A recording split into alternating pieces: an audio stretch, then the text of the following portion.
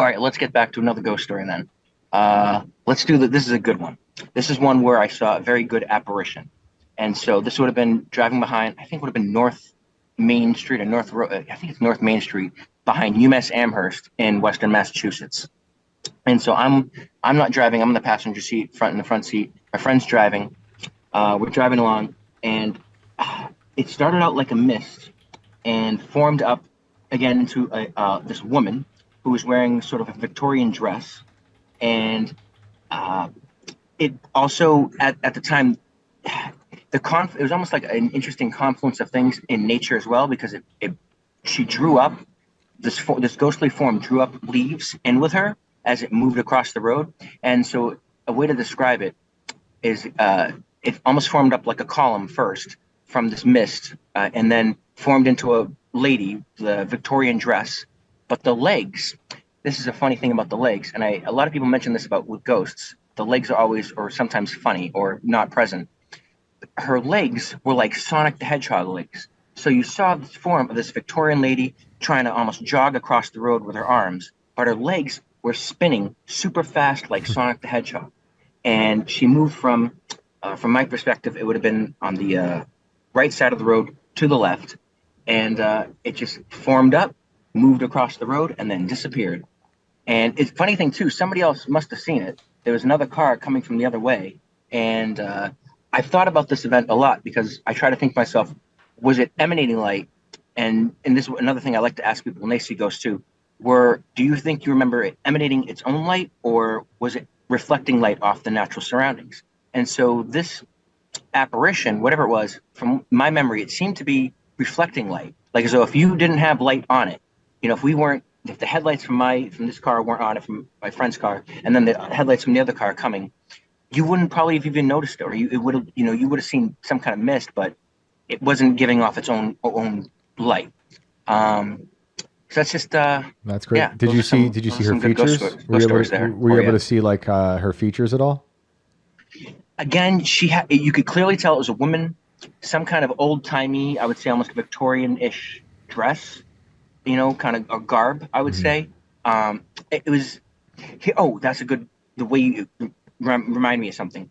The image of it looks a lot like the image of the brown lady. If you look up the picture of the image of the brown lady, that ghost that was taken, it looks a lot similar, like just how it's a misty form. You see this outline of clearly a person, a lady with that kind of style dress and no legs, no kind of feet or anything. Or at least in this apparition, again, it was Sonic the Hedgehog legs, which is really weird. And you have this, again, more solid columnar form kind of moving, with the arms moving like you were jogging. Right. But the legs were spinning like Sonic the Hedgehog really fast. And again, but if you pull up an image of the brown lady. Yeah, we're looking at it right now. Yeah. You're talking about the one from Norfolk, right, in England? Yes. Yeah. And so there's a lot of controversy about that image, but man, when it comes to like what a ghost looks like and what I've seen, that's a good if that was faked, that's a good fake. Right. And I don't think that image is actually fake. I personally believe, especially also given the history of that place where people have seen a ghost of a brown lady walking around, particularly down that stairway. It's like, well, all the pieces make sense. And so it's like, did these guys photograph an image of a ghost? I think very likely. And so it's like, we have real imagery of what this phenomena is. There's not a lot of it. It's still hard to verify, but that's where science starts. You have to make the observations, try and formulate a hypothesis, and then test it and see what's really going on here. And yep. It's just funny that's the age-old problem. I mean, how old is this? This is from, let's see. I think it was the 50s or 60s. I think earlier, 1936. At least when it was published in Country Life is 36. So even back then, almost 100 years ago, we're debating what's real, what's fake. Could it have been faked? Now with AI, it's just so much worse. But that doesn't mean that these things aren't seen. There's so much fake stuff out there, and people take advantage of it. And people who really believe without questioning anything take all this, as gospel. But I think some of this stuff is real and some of this stuff is fake. There's only one way we're ever going to know, Shane. Go in the basement? Well, according to Mary, there's nothing wrong with the basement. It's the only place in our house that isn't haunted. What does she know? But Shots fired. What I was going to say is that we're just, I don't know if we need to start a GoFundMe or what, but me and you are just going to have to start going to these places and staying a night and trying to see what the hell we see. Because that's the only way I'm ever going to believe this shit is if I can physically see it with my own eyes. I don't know if I see it, I'm going to believe it. That's the problem. I'm so suspicious of myself. You know me. I'll run at it and swing at it and see if it's tangible or if it's just somebody and like damn meddling kids. Three now. We know Brandon will chase Bigfoot. He will kick the bogosphere. Annabelle and crack doll. it open. You'll get the Annabelle. You'll kick the Annabelle doll. I'll hit the bogosphere with a baseball bat. I'll smack it with a Louisville Slugger. And you'll chase the ghost. I'm down. I would love to go do this stuff. I'm always like, it's always Scooby Doo to me. Mm-hmm. It's always just a person. That's why I was like, hey, you meddling kids. Yeah, I feel like there's a mask to be pulled off of some people here, and we can start uncovering the truth. But that's not to say people don't have these crazy experiences like the caller we got right now, and like my own. Like there was no way of explaining what I went through. Maybe it's just a faulty wiring that just happened to line up like 4 or 5 times with every time I spoke to it. It was weird, but man, thank you for calling in and sharing those stories.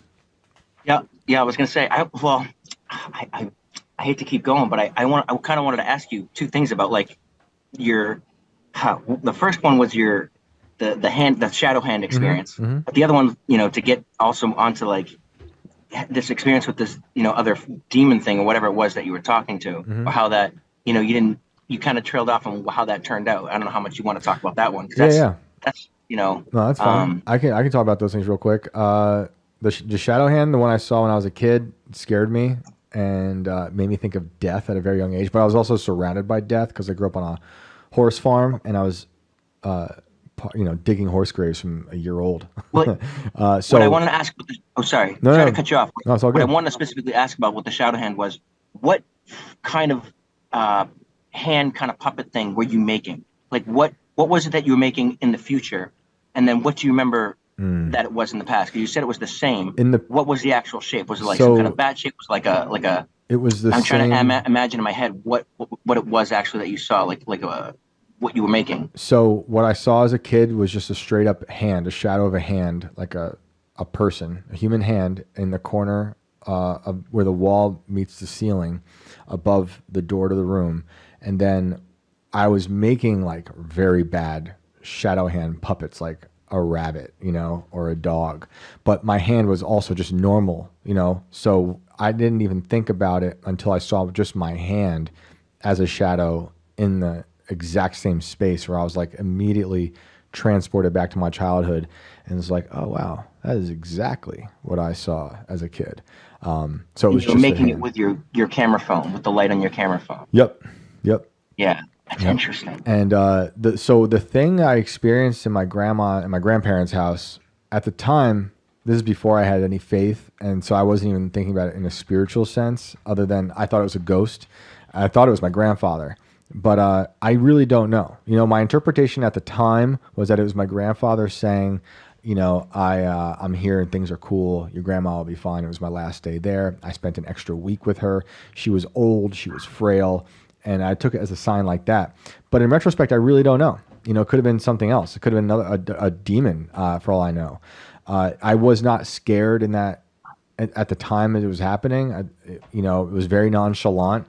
Having grown up in the old house, my parents are always nonchalant about a ghost in the house because there was a whole thing with the kid who was killed in that house in 1979.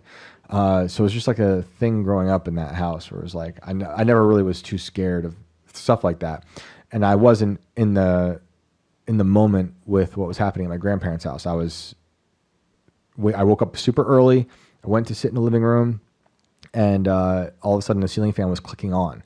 I could hear the clicking on the buttons to make it go, medium, low, medium, high. And that was weird. And then I started talking to the fan. And I just assumed it was my grandfather.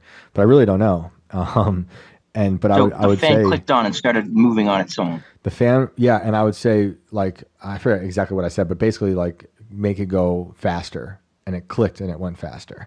I was totally sober, had not been drinking. I stopped smoking weed many, many, many years before that. Stone sober. I'd slept all night up until, I don't know what it was. It was before the sunrise. I want to say like 3 or 4 in the morning. And the fan just did that for a while. And then it stopped, and that was it. And I didn't tell any, I don't think I told my grandma. I didn't want to like freak her out or anything. Even though at the time I wasn't freaked out and I thought it was a good thing. But I really, in retrospect, I don't know, if it was good or bad, if I was trying to be tricked.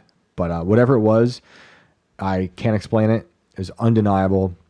It was super bizarre that I was interacting with the fan. Maybe it was something else. Maybe it was good. I don't know. But I didn't feel any like fear as it was happening. I think things can be sometimes playful, and I've had, like other people seem to have had, times when things have been scary that were a lot more, dread-inducing, but still coming out like okay.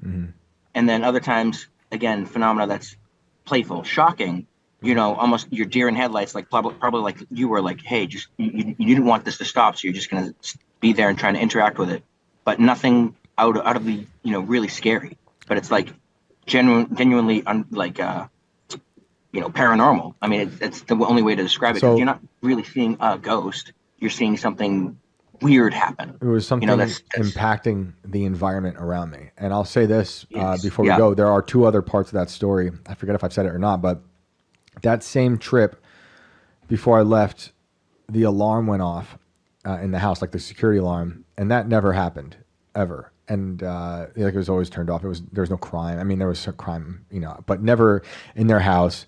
The alarm went off, and it was for the window above my grandfather's workbench, which is like his shrine. He always worked on stuff. He made his own hollow point bullets at this desk. So he'd always drill down into them and stuff, always making weird contraptions. And I wrote his obituary at that workbench. And the window was like above the workbench. No one ever touched that window. It was just at a weird location. You have to climb up and stuff to get to it. Anyway, the alarm went off and it was for that window. Everyone thought that was weird. I didn't know. I think that happened before the ceiling fan thing. So that was odd. And then my grandma lived there alone for maybe another 3 years. And my uncle went down to help clean out her house because she was actually going to move in with my wife and my children. And he called me, and he was not there for either of those stories. And he called me, and I never told him about him. He called and said the alarm for the window above my grandfather's workbench was going off. I was like, that's weird, man. I know what that's like. We were on the phone about other things, and then that happened while we were on the phone, actually.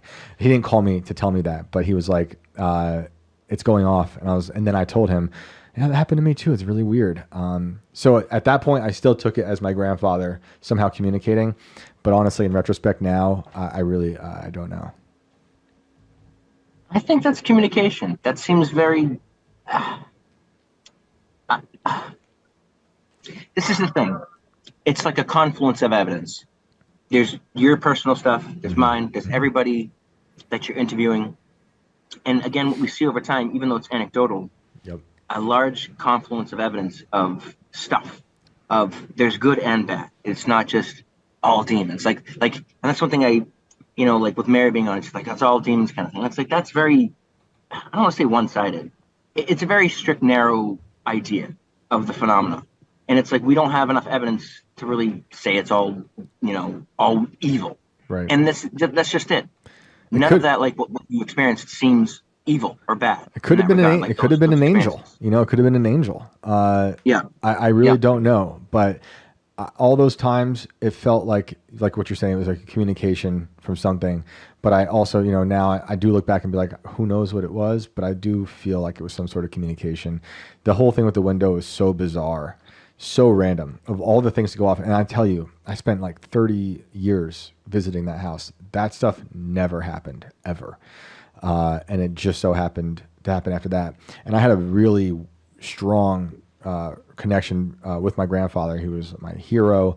And we talked about death a lot. We were very similar. He was a hearse driver. And we shared a very dark sense of humor. It's probably where I get it from him. But so like death was something we always talked about. So it just made sense to me that I'm like, oh yeah. And like his funeral happened on my 30th birthday. A lot of weird things there. So, and that 30th birthday is when that week is happening. My 30th birthday, when I'm seeing the ceiling fan and all that stuff. So good times. Really? Yeah. Dude, that's not a coincidence. No, it was crazy times. It was crazy times. Yeah, but no, man, I appreciate you asking those questions and sharing those stories, and do call back. I will, man. I actually got my podcast going finally, like Sick. I mentioned before. Yeah, so, want to tell people again where they can find you. It's Delicious Nuggets Podcast. You can find it on Rumble. There's YouTube, Instagram, TikTok, and so I'll probably have exclusive content. Right now, there's just some funny videos, but I'm working on serious stuff. I'm working on a thing on Egypt. Actually, there's some all that big stuff with Egypt that went on. There's I actually, being a researcher, there's a few scientific paper, one in particular scientific paper that people have kind of missed, but that seems to really confirm all this other scan stuff, you know, irregardless of what's going on underneath.